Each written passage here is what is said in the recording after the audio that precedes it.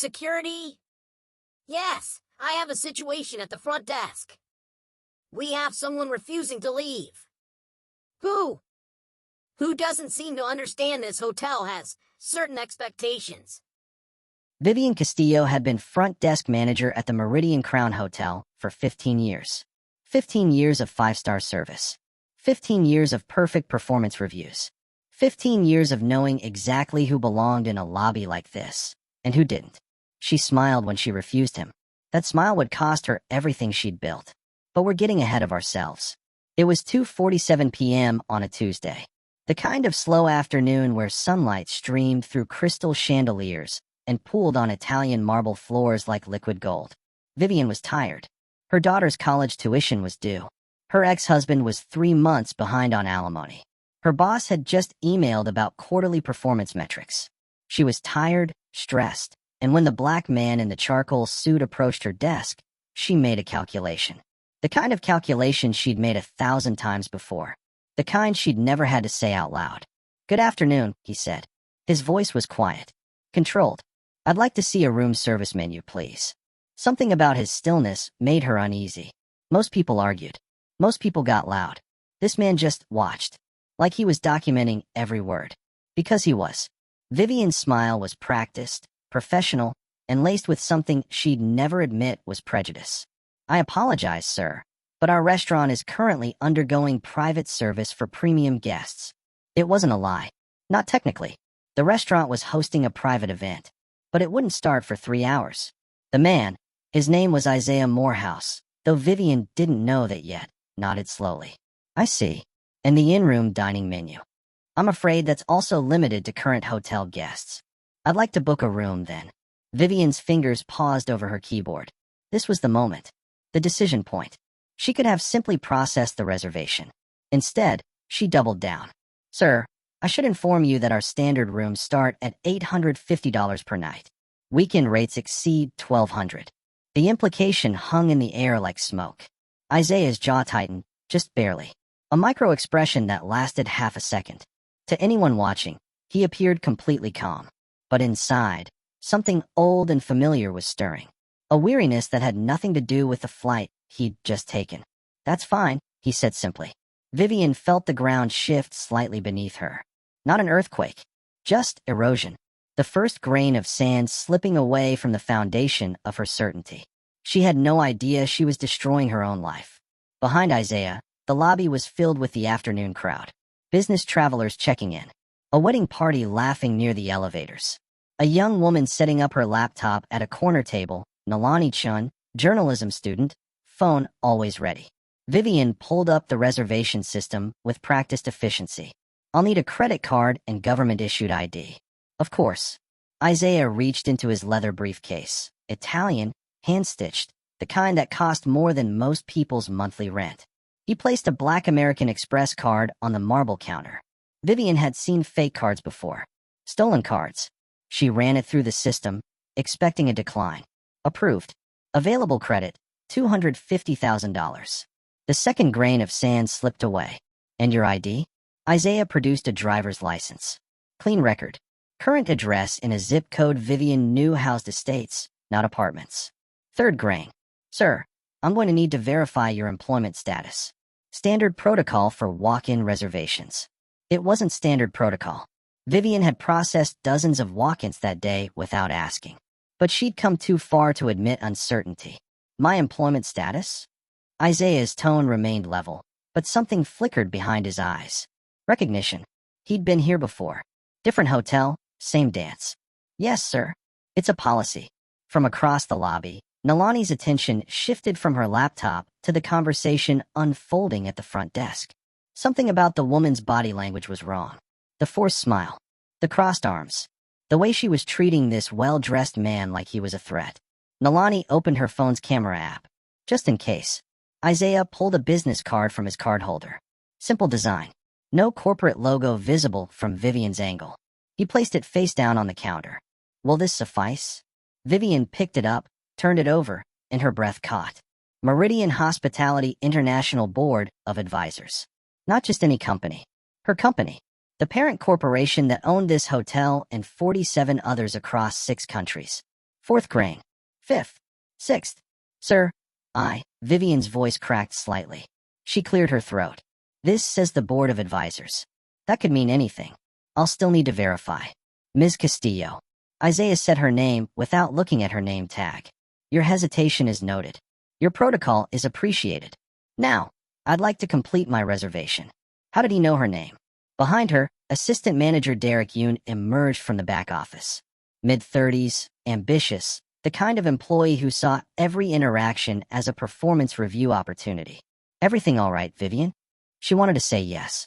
I wanted to process the reservation and move on. But she'd built a career on trusting her instincts, and her instincts said something wasn't right. Not with him, with her own judgment. The dissonance was making her dizzy. Derek, could you verify this gentleman's credentials? He has a card saying Board of Advisors for Meridian, but I've never seen him at any corporate meetings. Derek took the business card, looked at Isaiah, back to the card. Sir, with all due respect, we have protocols for a reason. If you could just... Isaiah's phone rang. The ringtone was classical. Brahms. It cut through the lobby's ambient music with crystalline clarity. He glanced at the screen, then looked at Vivienne with an expression that might have been pity. Excuse me. I need to take this.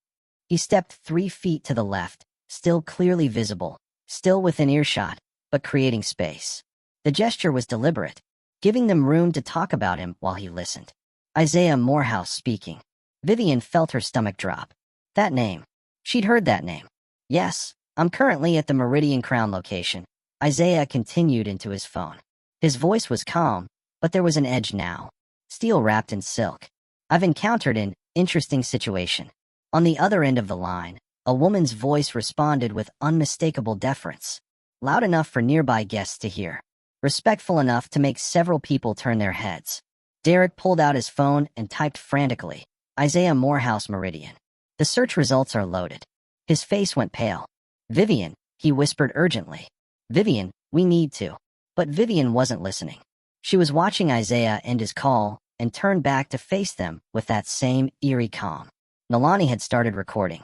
Gentlemen, ladies, Isaiah said, addressing not just Vivienne and Derek but the small crowd that had begun to gather, drawn by the tension like moths to flame.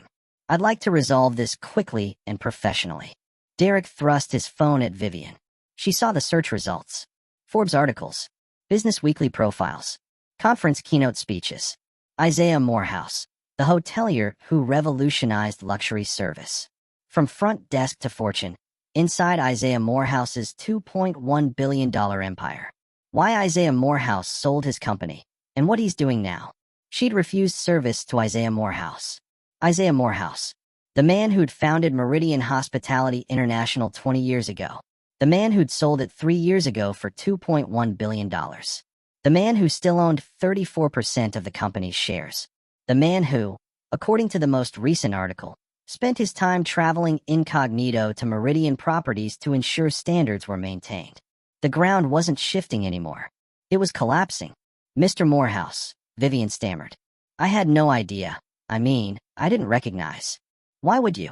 Isaiah interrupted gently. We've never met. You've worked here for 15 years with exemplary service records. I reviewed your file on the flight over. He knew her tenure. He'd reviewed her file.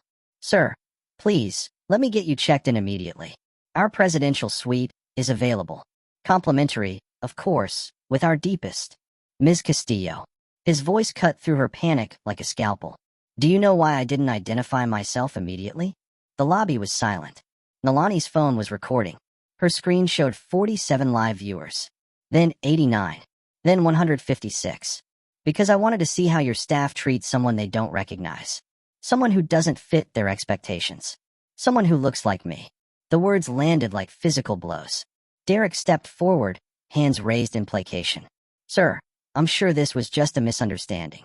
Vivienne is one of our best. Was I unclear when I asked for a room service menu? Isaiah asked. No, sir. Was my credit card declined? No, sir. Was there anything about my appearance or conduct that suggested I couldn't afford your services? Silence. Then help me understand, Mr. Yoon. What exactly was misunderstood? Derek's mouth opened. Closed. He had no answer that wouldn't indict them both. From the corner seating area, a voice rang out. Confident. Clear. Recording. Excuse me, sir? Would you be willing to speak on camera about what just happened? Nalani was walking toward them, phone raised, her journalism ethics battling her instinct for a viral story. Ethics was losing. Y'all, she said into her camera. I'm watching something incredible happen right now at the Meridian Crown Hotel. This gentleman just revealed he's Isaiah Morehouse. Yes, the Isaiah Morehouse. And he was initially refused service. Viewer count, 394. Isaiah looked at the camera, looked at Nalani, then did something unexpected. Turn it off. Nalani blinked. Sir, turn off the camera. Please. But, the accountability, the documentation. My humanity is not your content. His voice was quiet but firm. Whatever happens next, it won't be entertainment. Nalani lowered her phone. Slowly. Reluctantly. But viewer count before she stopped. 1,247. The damage was done. Isaiah turned back to Vivienne. Ms. Castillo, I'd like to ask you something honestly. Why did you refuse me service? I didn't refuse, You told me the restaurant was closed for private service. It doesn't start for 3 hours. You said in-room dining was for guests only, but you hadn't checked me in yet. You asked for employment verification, which isn't protocol. So I'll ask again, why? Vivienne felt tears threatening. 15 years of careful professionalism, and she was about to cry in front of a lobby full of witnesses. I made an assumption, she whispered. A terrible assumption. Based on. Say it clearly, Ms. Castillo. Say what you mean. The lobby held its breath. Based on how you looked. What I assumed about you from your appearance. There it was. The truth, spoken plainly. Isaiah nodded slowly. Thank you for your honesty. Now, let me be equally honest. Do you know how many times this has happened to me this year? Vivienne shook her head. 47 times. I've been followed in stores. Questioned at airport lounges. Asked to show receipts at restaurants I own. 47 times I've had to prove I belong somewhere before being treated like a human being. I'm 45 years old, Ms. Castillo. I've spent 30 of those years proving myself. He paused, and for the first time, his composure cracked. Just slightly. Just enough to show the exhaustion beneath. I'm so tired. The vulnerability was devastating.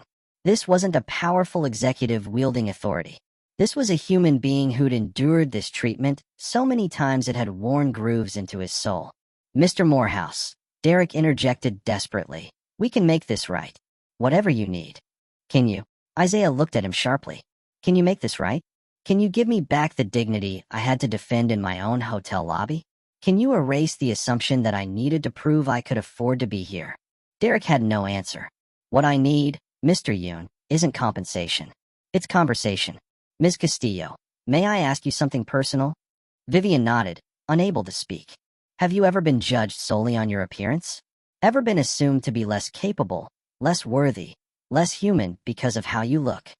Vivienne's mind flashed to memories. Being 19, dismissed by male managers who called her sweetheart. Being 40, suddenly invisible to executives who courted younger female employees. Being divorced, assumed to be bitter or desperate. Yes, she said quietly. Yes, I have. Then you understand. You know exactly how it feels. So why? His voice broke slightly. Why would you do that to someone else? The question hung in the air like an indictment. What happened next would be dissected in business schools, civil rights symposiums, and hotel management courses for years. Isaiah didn't demand termination. He demanded conversation. Ms. Castillo, tell me about your 15 years here. Vivienne blinked, confused. Sir, your career. You started as a night auditor, correct? Worked your way up to front desk manager. Single mother, put yourself through hospitality management degree while working full-time. Exemplary performance reviews. Why this job? How did he know all this? I wanted to provide excellent service. To make people feel welcome. And do I feel welcome? The question was simple. The answer was devastating. No, sir. You don't. Isaiah pulled out his tablet. I'd like to show you something. This is the Meridian Crown's guest satisfaction data from the past 12 months. He turned the screen toward her. Color-coded charts, demographic breakdowns, detailed analytics. Do you see this? A graph showing satisfaction scores by guest ethnicity. The numbers were stark. White guests, 4.8/5 stars. Asian guests, 4.7/5 stars. Hispanic guests, 4.5/5 stars. Black guests, 3.9/5 stars. 3.9 stars. Isaiah said quietly. Black guests rate this hotel nearly a full point lower than white guests. Same amenities, same services, different experiences. Vivienne stared at the numbers. She'd never seen this data, never thought to look. This isn't about you personally, Miss Castillo. This is systemic. This is what happens when we don't examine our assumptions. He swiped to another screen. Here's something else. Employee demographics. Total employees, 247 white, 156, 63%. Asian, 47, 19%. Hispanic, 31, 12.5%. Black, 13, 5.5%. Management positions, 23 white, 20, 87%. Asian, 2, 9%. Hispanic, 1, 4%. Black, 0, 0%. 0 black managers. 0 black supervisors. 0 black decision makers in a hotel that serves a diverse clientele. Do you think that's a coincidence? Derek was frantically taking notes on his phone, trying to salvage something from this disaster.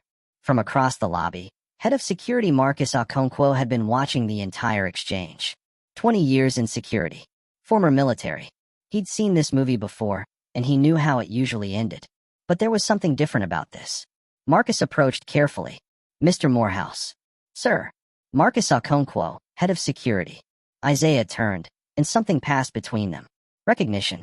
Respect. The unspoken understanding of two black men who'd navigated predominantly white professional spaces. Mr. Okonkwo. Sir, I want to apologize. I should have intervened earlier. I saw what was happening, and he paused, choosing words carefully. I convinced myself it wasn't my place. That was wrong. Isaiah studied him. How long have you been here, Marcus? 20 years, sir. Started as a floor guard. And in 20 years, how many times have you witnessed something like this? Marcus's jaw tightened. More than I can count, sir. More than I've stopped. Why? Because. Marcus struggled with honesty. Because I thought my job was to keep the peace, not to challenge management. I was wrong. Isaiah nodded slowly. Thank you for your honesty. That takes courage. He turned back to Vivienne. Miss Castillo, I'm going to offer you something rare. A choice. But first, I need to tell you a story. The lobby crowd had grown. Hotel guests, staff, even some people from the street drawn by the commotion. Everyone was listening. 23 years ago, I was a front desk clerk at a hotel in Detroit. 22 years old, working double shifts to save for college. One day, a white woman in an expensive suit approached my desk. She looked at me, really looked at me, and asked to speak to the manager. Said she refused to be helped by the help. That's what she called me. The help. Vivienne felt her stomach churn. My manager was a woman named Reina Pacheco. Mexican-American. She'd worked her way up from housekeeping. She didn't fire the guest. She didn't humiliate her. She educated her. Isaiah paused, memory washing over him. Reina told that woman, this young man is going to own a hotel chain someday. And when he does, I hope he remembers that dignity isn't something you earn. It's something you're born with. And anyone who forgets that shouldn't be in hospitality. That woman checked out. Reina probably lost her job for speaking up. But she taught me the most important lesson of my career. The system doesn't change until individuals choose to change it. He looked directly at Vivienne. So here's your choice, Miss Castillo. I can call my legal team right now. I can terminate your employment for discrimination. I have grounds. I have witnesses. I have 50 years of civil rights law on my side. That's option 1. Vivienne's face was wet with tears. Option 2. You stay employed. You undergo comprehensive bias training. You become the person who teaches others not to make the assumptions you made today. You help me change this system from the inside. The generosity was staggering. The grace, undeserved. But you need to choose. And you need to understand what you're choosing. Option 2 means admitting you were wrong. Publicly. Completely. No excuses. No justifications. Just honesty and commitment to change. Vivienne's voice was barely a whisper. Why would you offer me option 2? Because Reina Pacheco offered me grace when I needed it most. Because systems don't change through punishment alone. Because I believe people can grow if they're willing to do the work. He pulled out his phone and opened his contacts. Sarah Chun, Senior VP of Legal Affairs. One call, Ms. Castillo. What's your choice? Vivienne chose option 2. But Isaiah's conversation with Sarah Chun happened anyway. Sarah, this is Isaiah Morehouse. I'm at Meridian Crown. We have a situation that requires immediate corporate intervention. The speaker was loud enough for everyone to hear. Mr. Morehouse, sir. Sarah's voice carried professional urgency and unmistakable respect. Status: systematic discrimination by front desk staff. Approximately 60 witnesses. Recorded video with over 1,000 viewers before we shut it down. Stock price implications pending. In corporate headquarters, 300 miles away, emergency protocols activated. Crisis management team assembled. Legal department mobilized. PR specialists pulled from lunch meetings. Sir, are you safe? Do we need to dispatch security? Physically, yes. Psychologically? Isaiah paused. I've been safer. But this isn't about my safety. This is about accountability. Full crisis team en route. ETA 45 minutes. Sarah, I need complete employment records for Meridian Crown. All staff. All management. Every discrimination complaint filed in the past 5 years. I want to see everything. You'll have it in 10 minutes. Isaiah ended the call and turned to address the entire lobby. Not just Vivienne and Derek. Everyone. My name is Isaiah Morehouse. Some of you know that name. For those who don't, I founded Meridian Hospitality International in 2002. I sold the company 3 years ago because I was tired. Tired of building. Tired of fighting. Tired of proving myself. I kept 34% ownership because I couldn't completely walk away. This company is my legacy. And today, I've watched my legacy fail the exact test I built it to pass. He pulled up his tablet again. Different data now. For the past 3 years, I've visited Meridian properties incognito, posing as a regular guest, documenting experiences, collecting data. This is property number 43. Do you know what I've found? The screen showed a comprehensive spreadsheet. Properties rated by discrimination incidents, staff diversity, guest satisfaction disparities. 18 of 43 properties failed basic dignity standards. 18. That's 41.8%. Nearly half of my hotels are treating Black guests, Hispanic guests, Asian guests differently than white guests. Not because of explicit policy, because of implicit bias. Derek was sweating. Vivienne had stopped crying, but her face was ashen. When I sold this company, I trusted the new leadership to maintain our values. I was wrong, and I take responsibility for that. I walked away when I should have stayed vigilant. He swiped to another document. This is the employment contract I signed when I sold Meridian. Most of it is standard, non-compete clauses, stock options, financial terms. But buried in Section 47, subsection C, is something my lawyers called the dignity clause. He read aloud. In the event that Meridian Hospitality International is found to engage in systematic discrimination, the original founder retains the right to invoke complete operational review, with authority to implement mandatory changes at all levels of management. The room went silent. No one thought I'd ever use it. It was insurance. A failsafe. Today, I'm invoking it.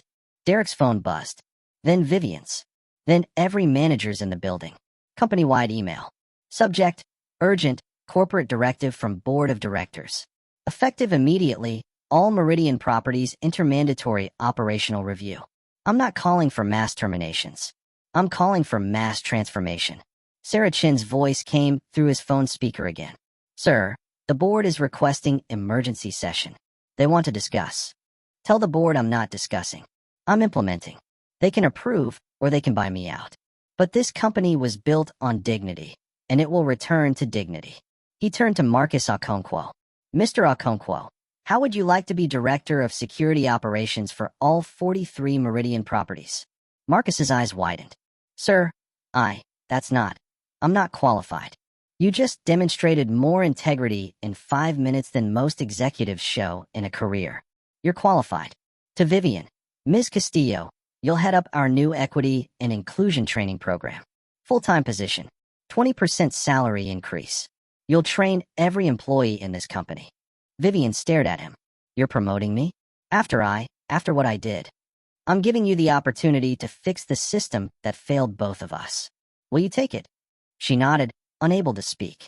To Derek, Mr. Yoon, you're suspended pending investigation. Not because you're a bad person. Because you enabled discrimination through silence. Think carefully about whether you want to be part of the solution. He addressed the lobby crowd again. For everyone watching, this isn't about revenge. This isn't about punishment. This is about breaking a cycle. His voice dropped, raw with emotion. I'm 45 years old. I have a net worth of $2.4 billion. I've built businesses, created jobs, changed lives. And today, I still had to prove I was worthy of basic human dignity in a hotel I founded. The pain in his voice was unbearable.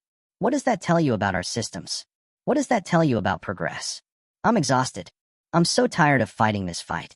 But I'm going to keep fighting because I have the resources to fight. What about everyone who doesn't? The glass doors opened. Sarah Chun and the crisis team arrived. 6 months later, the Meridian Crown lobby looked exactly the same. Marble floors, crystal chandeliers, Italian leather furniture. Everything was different. Behind the front desk stood Vivienne Castillo. Title, Director of Equity and Inclusion. Salary, $127,000. Purpose, transformed. She was training a new employee, a young black man named Terrell who'd just graduated from hospitality school. The most important thing to remember, Vivienne was saying, is that every guest deserves the same respect. Not based on how they look, not based on what you assume, based on the fact that they're human. Terrell nodded, taking notes. I learned that lesson the hardest way possible. From a man I underestimated, dismissed, and disrespected. He could have destroyed my career. Instead, he gave me a chance to rebuild it. Marcus Okonkwo walked past, now Director of Security Operations. He nodded at Vivienne. Professional respect between equals. Nalani Chin sat at her usual corner table, now employed as Meridian's social media liaison, documenting positive changes, not exploiting pain. Derek Yoon had resigned. Not because he was fired. Because he realized he'd spent his career climbing a ladder without questioning whether it was leaning against the right wall. The numbers told a story of real change. Meridian Hospitality International, 6-month report. Discrimination incidents, down 73% employee diversity. Up 45% black management positions. Up from 0% to 18% guest satisfaction. Black guests up from 3.9 to 4.6 stars staff retention. Up 34% revenue. Up 12%, contrary to predicted losses. But Isaiah Morehouse didn't celebrate. He sat in his office, 300 miles away, looking at reports from property visits. The progress was real. The work was working. He was still tired. His therapist had a term for it: racial battle fatigue. The cumulative psychological toll of fighting discrimination constantly.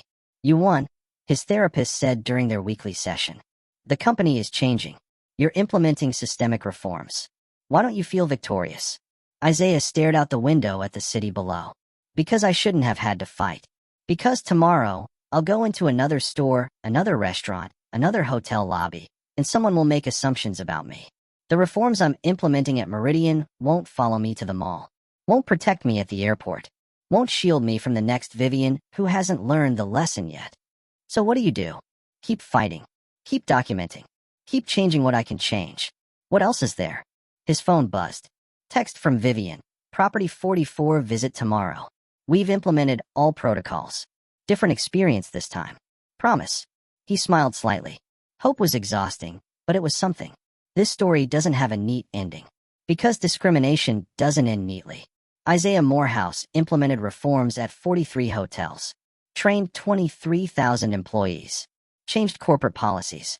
Made real, measurable, documented progress. And next week, he'll walk into another establishment, and someone will judge him by his appearance before his character. That's the truth we need to sit with. Vivienne Castillo changed. She confronted her biases, did the hard work of unlearning assumptions, and now teaches others to do the same. But how many Viviennes are still out there? How many front desks, boardrooms, police stops, medical offices, and everyday interactions are shaped by implicit bias? This story asks you to consider. When was the last time you made an assumption about someone based on appearance? When did you last witness discrimination and stay silent? What systems do you participate in that might be failing others the way Meridian failed Isaiah? These aren't comfortable questions. They're necessary ones. Real change doesn't come from viral videos and public shaming. It comes from individuals choosing, every single day, to examine their own biases and do better. Isaiah Morehouse didn't want to be a symbol. He wanted room service. He wanted to be seen as human first, black second, billionaire third. That shouldn't be revolutionary. But in 2025, it still is. So here's the real question. What are you going to do about it? Not in some grand gesture. In the small moments. The daily choices. The assumptions you make or refuse to make. Because the next Isaiah Morehouse shouldn't have to be a billionaire to be treated with dignity. They should just have to be human.